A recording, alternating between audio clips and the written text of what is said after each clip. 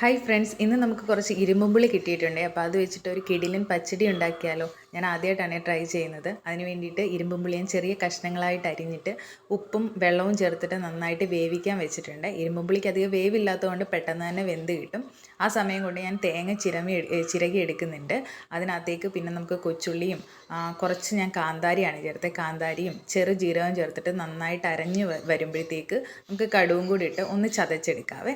അപ്പോൾ അരപ്പ് നന്നായിട്ട് അരയണം. കടുക് ചതഞ്ഞാൽ മതി, ഒരുപാട് അരഞ്ഞു പോവണ്ട.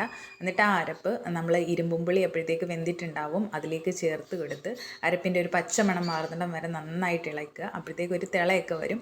ആ സമയത്തേക്ക് നമുക്ക് കടുക് വറുക്കാം. കടുക് വറുക്കുന്നതിനായിട്ട് ഒരു പാത്രത്തിലേക്ക് എണ്ണ ഒഴിച്ചിട്ട് അതിനകത്തേക്ക് കടുകും പിന്നെ വറ്റൽമുളകും കുറച്ച് കറിവേപ്പിലയും ഇട്ട് മൂപ്പിച്ചിട്ട് അത് നമ്മൾ മാറ്റി വെച്ചേക്കുന്ന ആ ഒരു പച്ചടിയിലേക്ക് ചേർത്ത് എടുക്കുക കേട്ടോ. ഇത് നല്ല ടേസ്റ്റാണ്. ഇതിന് തൈര് നമുക്ക് ആവശ്യമില്ല, നല്ല പുളിയുള്ളതുകൊണ്ട് നല്ല ടേസ്റ്റാണ്. എല്ലാവരും ഒന്ന് ട്രൈ ചെയ്ത് നോക്കേ.